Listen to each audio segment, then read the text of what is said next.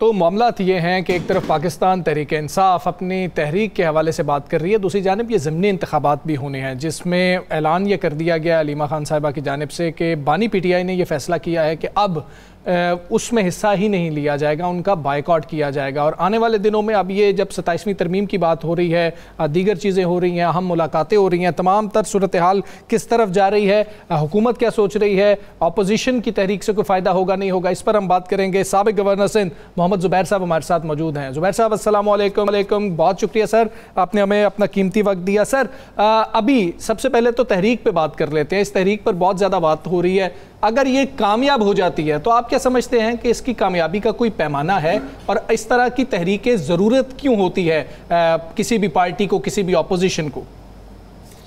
नहीं, तहरीक की तो ज़रूरत तो होती सी बात है जब एक घुटन का माहौल हो और आपके पास कोई और दरवाज़ा ना हो, खासतौर जुडिशरी बिल्कुल एक सबसर्विएंट हो एग्जेक्टिव के और वो फैसले वहाँ से पूछ के करे। इलेक्शन कमीशन पर भरोसा खत्म हो गया, पार्लियामेंट बिल्कुल वैसे ही उसका मैंडेट था ही नहीं, जो लोग बैठे हुए हैं, तो आपके पास कोई रास्ता भी नहीं बचा। तो अब अगर आप तहरीक की कोशिश भी नहीं करेंगे तो फिर तो आपने नाकामी अपनी तस्लीम कर ली है।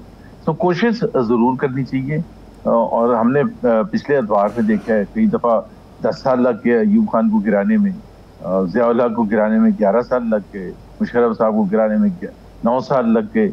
तो ये एक जाहिर सी बात है, इसकी तो कोई गारंटी नहीं होती कि तहरीक कल 5 अगस्त की रात को हम देखेंगे कि बड़ी कामयाबी हो गई है और पूरा पाकिस्तान बाहर निकल आया है और हुकूमत वक्त डर के भाग गई है। ऐसा तो होने वाला नहीं है। इस माहौल में तहरीक चलाना कोई आसान काम नहीं है और मैं ये भी समझता हूँ कि PTI की जो क़यादत है, उनके कुछ पिछले जो 1-2 साल में जो फैसले हुए तहरीक चलाने के हवाले से, मेरा ख्याल है वो भी एक एग्जाम्पल है कि वो इतनी सही स्ट्रेटजी नहीं थी, जिसकी वजह से वर्कर्स के ऊपर बहुत बुरा वक्त भी आया, गोलियां भी चली और पकड़ दकड़ भी हुई, जेलों में भी गए, आज भी बहुत से लोग जेलों में हैं। तो वो एक अलग चीज़ है, लेकिन बावजूद सब चीज़ों के एफर्ट तो करना चाहिए। अच्छा ज़ुबैर साहब, आपने एक बड़ी अच्छी कॉन्फ्रेंस की आप लोगों ने 1-2 रोज़ा इस्लामाबाद के अंदर, वहाँ पे सबसे बड़ा फिक्र था मिसाके जमहूरियत, और आपने खुली एक ऑफ़र दी और आपकी तकरीर भी थी कि जिसमें आपने कहा कि ये एग्री हो तो मैं इमरान खान से जेल में जाके ख़ुद दस्तखत करवा के आऊँगा। क्या उस मिसाके जमहूरियत पर हुकूमत की तरफ से कोई रिस्पॉन्स आया? और दूसरा, इसके साथ एक ज़िमनी सा सवाल ले लें, आप बहुत करीब नहीं हैं शरीफ ख़ानदान के, नवाज शरीफ साहब की खामोशी को आप क्या समझ रहे हैं? देखिए, तो मिसाके जमहूरियत मेरा ख्याल है कोई आज की बात नहीं है। आपको पता है 2006 में PMLN और PPP जो उस वक्त की 2 सबसे बड़ी पॉलिटिकल पार्टीज थी, उनके दरमियान एक मुआहदा हुआ था और वो उन चीज़ों को जोर दे के किया गया था जो हमारे आइन में ऑलरेडी लिखी हुई थी।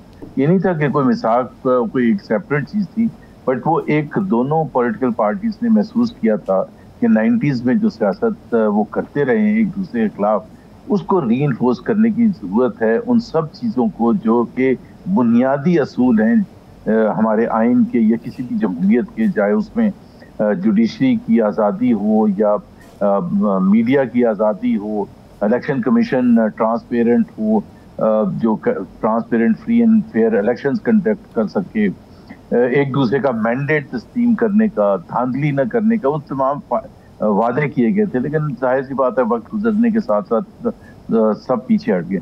तो उस हवाले से मैं ये कहता हूँ कि अगर आज भी PMLN की लीडरशिप या PPP की लीडरशिप ने उसको डिसोन नहीं किया, वो आज भी कहते हैं कि मिसाके जमहूरियत पर हम कायम हैं, मैं कहता हूँ कि आप फुल स्टॉप कॉमा एक चीज़ भी, एक शिक भी ना चेंज करें और ये दोनों पॉलिटिकल पार्टीज जो आज हुकूमत में कह दें कि जी we are committed to this charter of democracy. अगर इमरान खान तैयार है, उस पर मैंने ये कहा था कि इमरान खान, जाहिर सी बात है इमरान खान को उसकी कौन सी शिक पर इतराज़ हो सकेगा, तो उसमें तो सारी वो चीज़ें लिखी हुई हैं, हदूद भी डिफाइन की गई हैं, फैसला साजी किसका हक होगा, कैसे फैसला साजी होगी, ये सारी चीज़ें बुनियादी हैं। तो इमरान खान को कोई डिसएग्रीमेंट नहीं होगा एंड दैट इज़ वाई ऐसे कि मैं मेरा ख्याल है कन्विंस कर सकूंगा इमरान खान को कि जी ये तो आप ही के लिए सबसे इसमें फायदा है, आपके लिए और पाकिस्तान के अवाम के लिए। ठीक है जुबैर साहब, नवाज शरीफ साहब के हवाले से भी बता दीजिएगा। जी जी।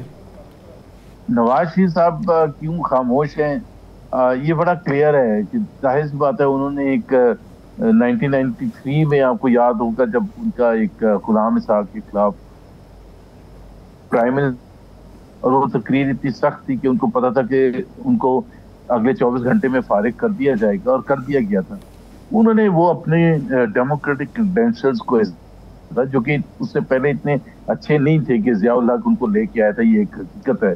तो उसके बाद फिर 99 में ज़ाहिर है माशाल्लाह उनके खिलाफ लगा, उन्होंने जद्दोजहद की, और वो तमाम जद्दोजहद उन्होंने करने के बाद 30-35 साल के बाद वो सब कुछ ज़ाया कर दिया, जब इतनी मेजर कॉम्प्रोमाइज़ की और सिविलियन बालादस्ती की जंग ही ख़त्म कर दी, ये असूल भी ख़त्म कर दिया कि फैसल साजी का हक उनको है जो अवाम के नुमाइंदे हैं। तो वो जाहिर सी बात है, जब आपने ये अब किस वजह से किया, वो मेरे और आप के दरमियान स्पेकुलेशन हो सकती है कि जी जो मोस्टली लोग समझते हैं कि अपनी बेटी को वो प्राइम मिनिस्टर बनाना चाहते हैं, देखना चाहते हैं, तो वो वोट के जरिए तो नहीं आ सकती, और एटलीस्ट आज तो ऐसी सिचुएशन नहीं है कि उनको वोट मिलेगा। शहबाज शरीफ साहब की जगह मरियम को देखना चाहते हैं? जी बिल्कुल, ये तो बिल्कुल क्लियर है। तो शहबाज शरीफ साहब की कुर्बानी, शहबाज शरीफ साहब की कुर्बानी अपनी जगह है, लेकिन जब सवाल आ जाए डिसाइड करने का भाई और बेटी में, तो मेरा ख्याल है डेफिनेटली कोई भी नवाज शरीफ की जगह कोई और भी हो वो नहीं जुबैर साहब, ये स्पेकुलेशंस जो हैं ये इसी दौरे इक़्तिदार में है या फिर फ्यूचर की आप बात कर रहे हैं कि फ्यूचर में? अभी तो चले शहबाज शरीफ साहब हैं, अपना टाइम जितना हुआ पूरा करेंगे, अगले इलेक्शन की बात कर रहे हैं आप? अच्छा फ्यूचर में, ठीक जी, अगले इलेक्शन की बात, अगले सिलेक्शन की बात करूंगा, इलेक्शन तो नहीं होगा। ठीक है साकिब साहब। जुबैर साहब इसीलिए तो जो लोग बाहर बैठे ना, जो परेशान होते हैं, जो कहते हैं कि जी ये देखें ये बिल्कुल PML खत्म हो गई है, इनको खुद ख्याल नहीं आ रहा ये इनका होगा क्या शायद। भाई अगर इस दफा फॉर्म 47 की तरह इलेक्शन करा के आप पार्लियामेंट में आ सकते हैं और हुकूमत बना सकते हैं, तो 2029 में क्यों नहीं आ सकते? मैं तो बल्कि ये भी कहता हूँ कि ये इतने, क्या कहना चाहिए, एक ऐसे इनडिफरेंट हो गए हैं कि ये 2029 से चंद माह पहले, असेंबली टूटने से चंद माह पहले एक असेंबली से पास करा देंगे 2/3 अमेंडमेंट के, जी अभी अगले 5 साल इलेक्शन नहीं होगा, क्या कर लेंगे? नॉर्थ कोरिया में भी तो होता है, तो यहाँ क्यों नहीं हो सकता?